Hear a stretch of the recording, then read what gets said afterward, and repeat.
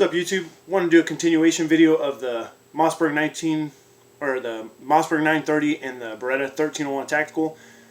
Just got them in yesterday, or got them picked up from my FFLs, and I wanted to go over them and show you what I've done to them and discuss exactly what's been changed on them and stuff like that as far as all the details go, so we can do kind of a detailed test of them, so you know what's been done, if they're clean, if they're not, all that kind of stuff that seems to be left out on internet forums. When you hear that there's problems with one gun or another, you kind of don't get the whole backstory of them as far as how many rounds they're through before, when's the last time they cleaned them, all that kind of stuff. So kind of wanted to either prove or disprove on the 930 if it's going to be this example of one, it's going to be reliable or not, and what loads it'll shoot reliably, and kind of go from there. The Beretta 1301 is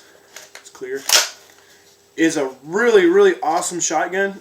You don't see, unfortunately, a lot of stuff on it as far as good a gun it is. You just don't see a lot of reviews on it. You don't really see it out there in the wild a whole lot for some reason. I don't know if it's because it's fairly new. I mean, it's probably 3 years old now, but it's just not as common as the 930s, the M2s, all that kind of stuff.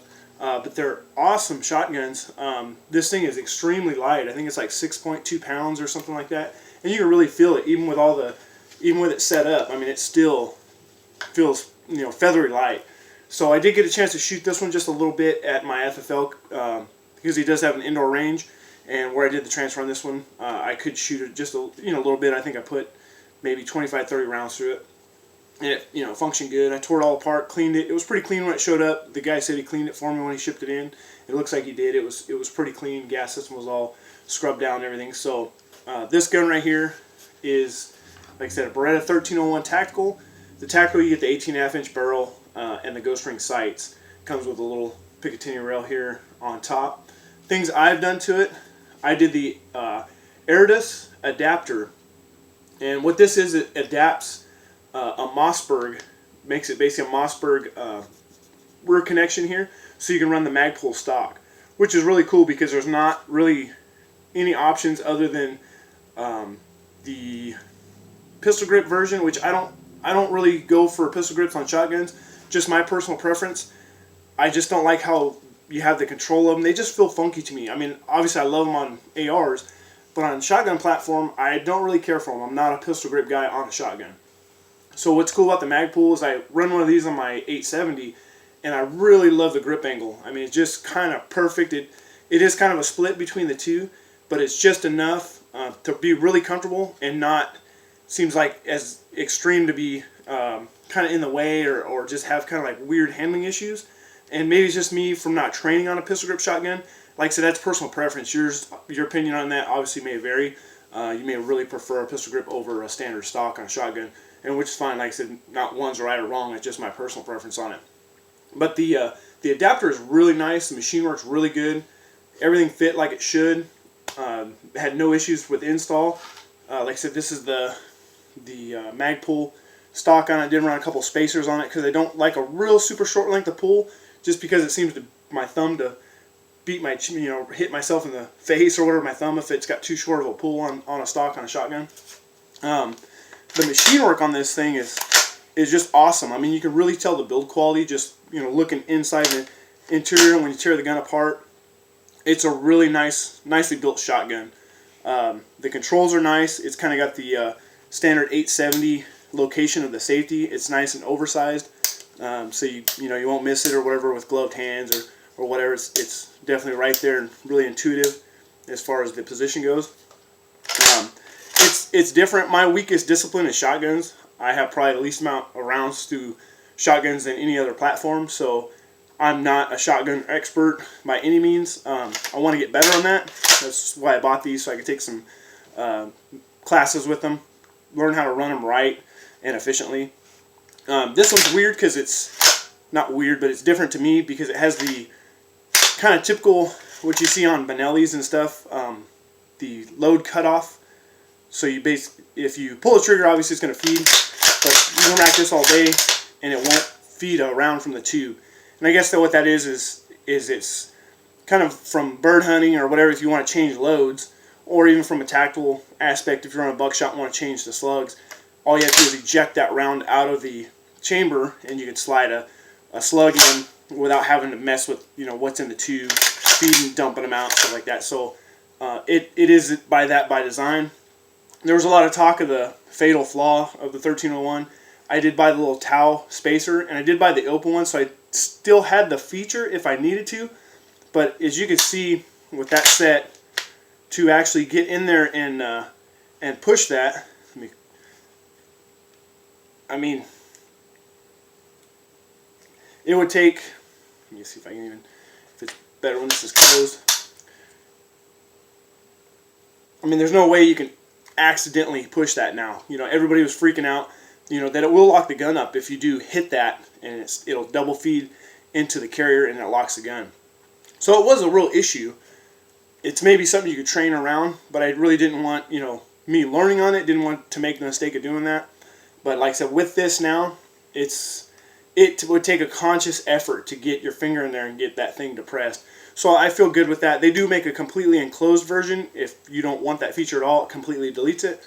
But I'm comfortable with that. I mean, it takes a deliberate effort now to activate that fatal flaw. Another thing I set up on here, it shipped with this Nordic two-shot extension. It did have the QD mount and the rail on the side. I did put a Streamlight ProTac 1 on it with a Surefire mount to kind of get it closer to the gun and up. I did run the sling. This is a Blue Force Gear padded sling. So I ran it. And another advantage to switching this, there's almost nothing out there for the Berettas as far as attaching a sling here, whether you want to run single point or 2-point. There's really nothing out there like there is for the Remingtons and the Mossbergs. So accessory-wise, this gun's pretty limited finding this stuff. You can find the basics. Who is it?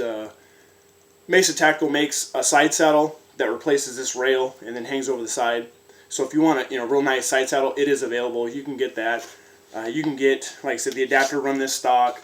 You can get the Nordic extension. So you can get the basics for it. You can set them up nice. I wish there was more aftermarket support for it, but hopefully in the future, as these gain popularity, we'll see more.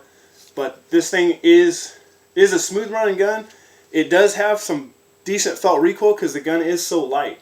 Like I said, it's 6.2 pounds. It's just about equivalent to shooting a pump gun from what I've seen, just what limited shooting I've done with it as far as recoil goes. So it bumps you up pretty good. It's definitely not as smooth as the 930. The 930 is a lot heavier gun, but this one is, like I said, sharper in the recoil rating on that, or whatever you want to say. It does have a lot more felt recoil. The way I set it up, I put Velcro with a tape switch. These things are too thin and too close to the gas system to really run any kind of screws or rail system or anything to bolt on, because I mean that gas system is literally right on the inside of this. So you'll have risk of running a screw down into it. Even if you shave it off, these are pretty thin, so you're not really grabbing much material anyway if you screw in and then grind them straight with a die grinder to get them out of the way. So that was the best solution I come up with. I mean, I don't know how happy I'm with it yet. Like I said, I'll run it, I'll try it. I just put a Ranger band over here. We'll see if it melts through or not. It shouldn't. I mean, these are, Ranger bands are pretty tough. If it does, it does. It's just basically wire control at this point. But like I said, that's the 1301 and what I've done to it. So it's going to start clean. Nice clean gas system. Everything's clean inside. It's well lubed, kind of heavy lubed in the bolt carrier group. As per the manual, I mean, everything's dry inside here. So I did put an Essex side saddle on it to have some extra rounds on the gun. But other than that, and then the loading port was done when I got it. Someone did a really nice job. He sent it out somewhere and had the welder lifted and had all this milled out. I guess the guy was wanted to run 3-gun, and he ended up getting the competition version, which had like a 21-inch barrel. So he preferred that one to run 3-gun as opposed to this one. So it's got a, like I said, nice smooth port job. It's nice and smooth everywhere that you touch. You can't really get it any snags or anything like that as far as your hand goes. So it was definitely a really good job, whoever did that. But that's the 1301. The Mossberg, this is the one I'm actually kind of excited about, just because I want to prove or disprove if they, like I said, sample size of 1, but if it's going to run or not. So this was a used gun when I picked it up.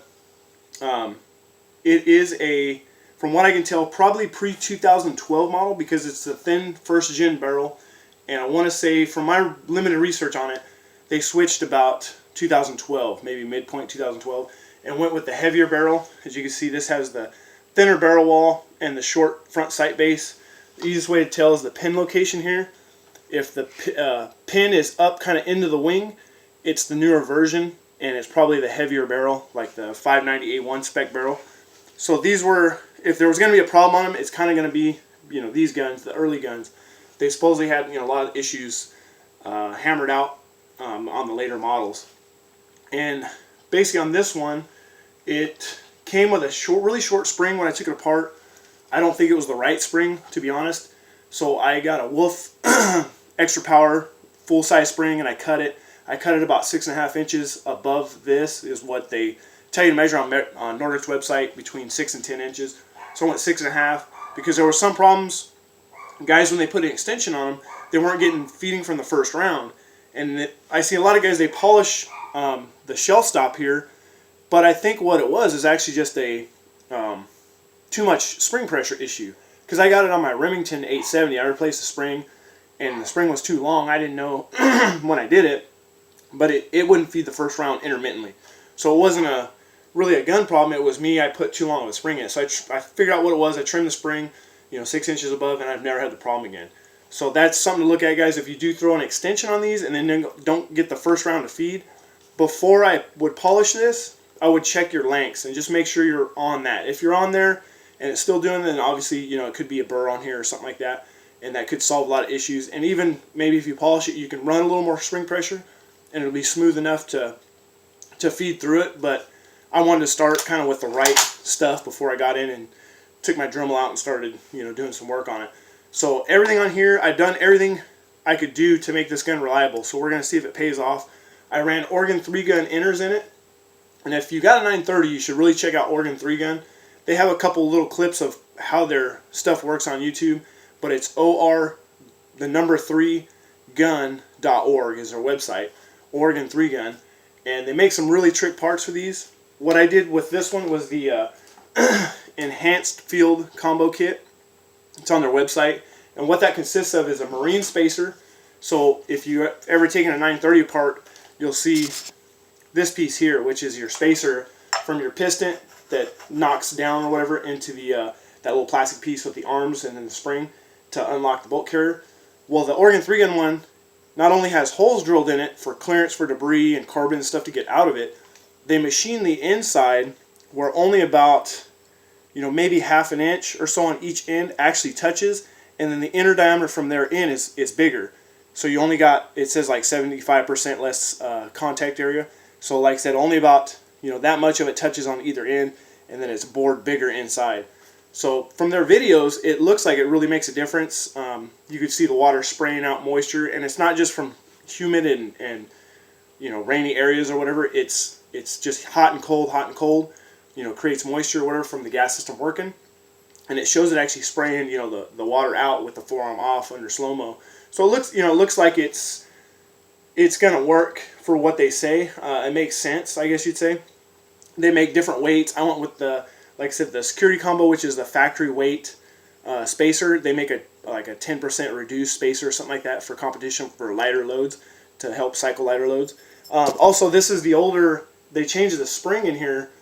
In the gas system, the one that's actually captured, to a red spring on the later ones that supposedly helps with lighter loads. This has the black spring, which is the older spring.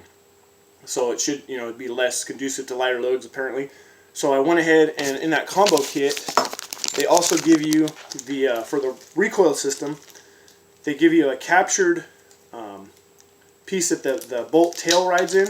It captures the spring and keeps the spring off the tube in there from scratching and stuff like that. So this is the factory one, and you can see the tail goes in there and the spring just sits on this. The other one kind of has a round ball on the end and captures it, and then has two bearing surfaces instead of one big one.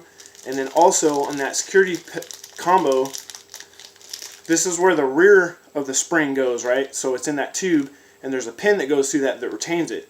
Well, there's two settings. There's 10% reduced power, which slides it down a little farther, and then standard power.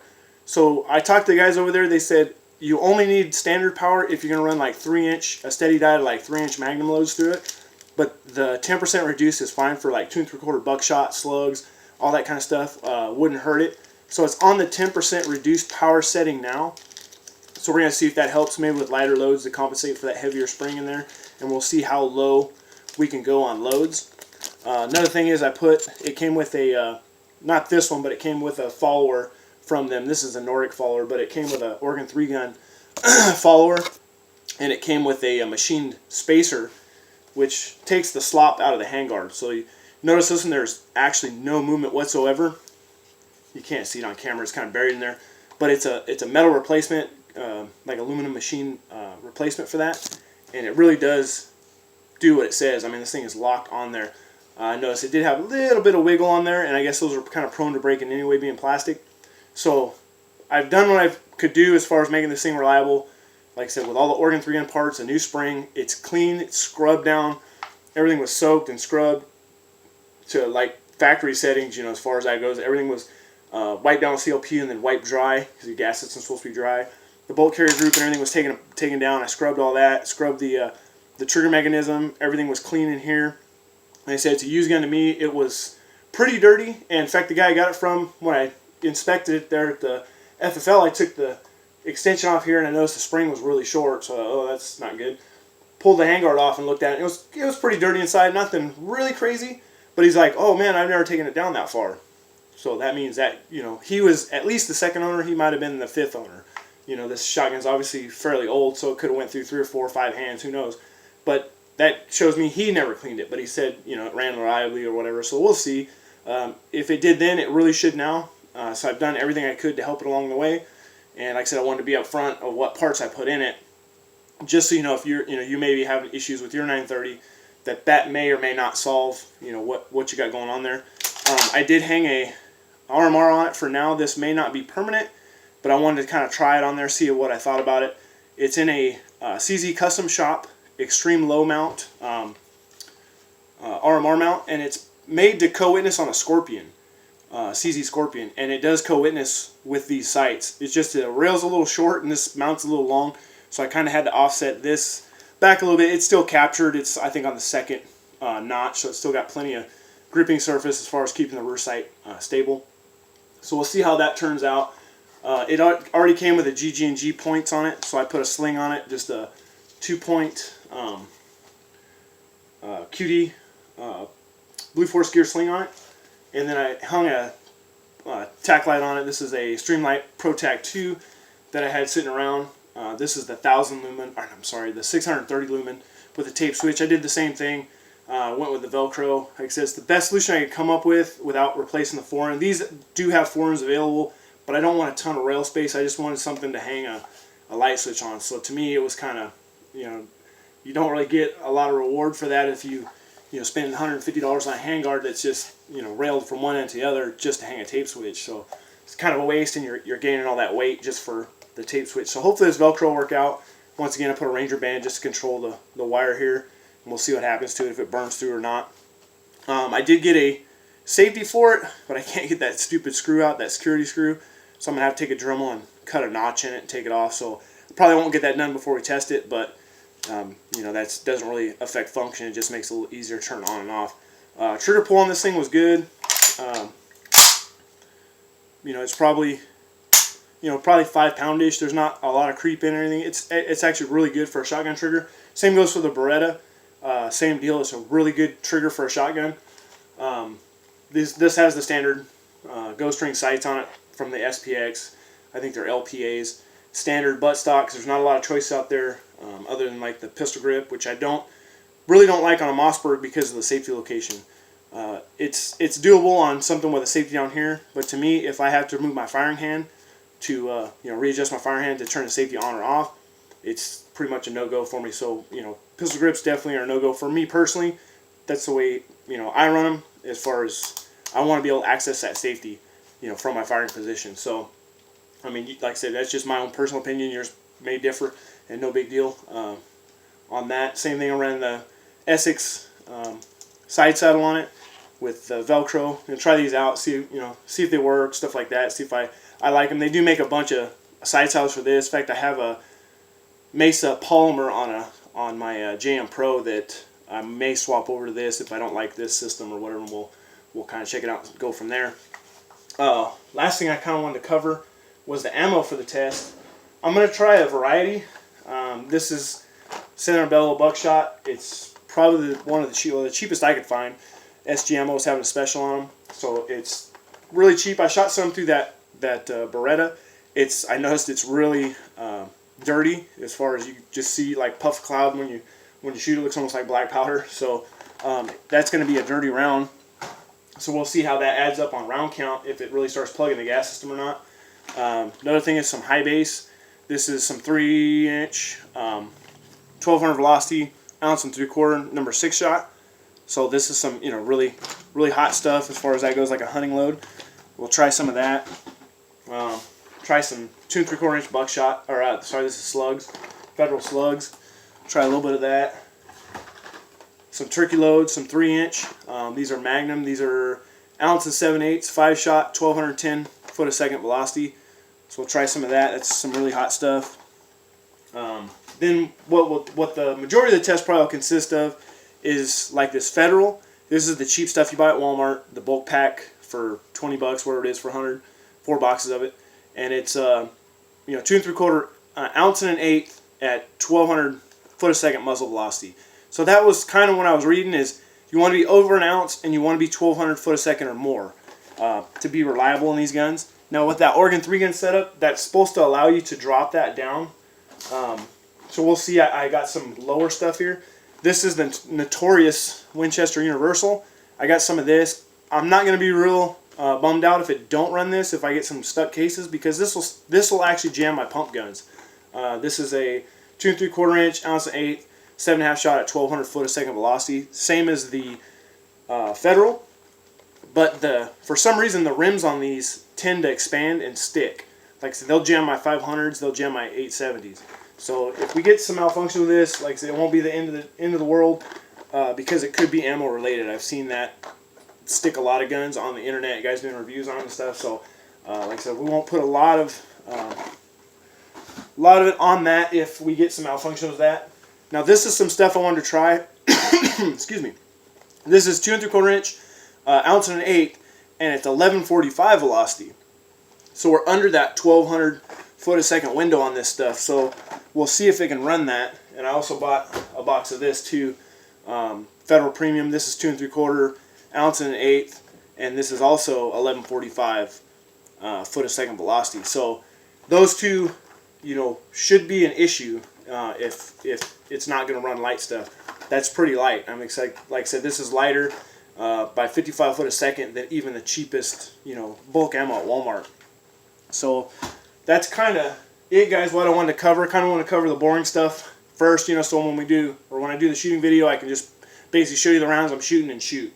So I don't want to drag this out all day, but just wanted to cover the status of the gun. So kind of a background story. It's a used gun, it's an older gun, what's in the gun, the gun's clean to start the test, what ammo we're using, all that kind of stuff, to kind of take everything out of play that I could on the gun, as far as making sure the spring was right, make sure the gun was clean, trying the Oregon 3 gun stuff, and kind of go from there. That way we got a fair baseline, or at least know the baseline. It's not just someone popping in on a forum saying, oh, the gun sucks. If it jams, you get to see it jam. If it works, you get to see it work. So like I said, I don't have a dog in the fight. I'm not a Mossberg fanboy or anything like that. So if it works, I'm going to tell you it works. If it jams, I'm going to show you it jams, and we'll try to figure out the reason why it's jamming. So anyways, guys, I won't get to shoot the actual shooting footage until next week, but I'll, like I said, do a pretty comprehensive video on the Mossberg. The 1301, I don't say I'm worried about. I'll do some shooting with that, but there's just not the debate if they work or not like there is in the Mossberg. So I really want to focus a lot of the time and a lot of the shooting on the Mossberg, just to prove or disprove what this example of one is going to do. So anyways, guys, I hope you enjoyed the video. Sorry to ramble on. I just want to cover kind of the boring stuff, to cover the tests I'm going to do, so I don't have to do it out there shooting, and I can just get to shooting and show you guys some shooting footage. Alright, thanks guys. I'll see you on the next shooting video.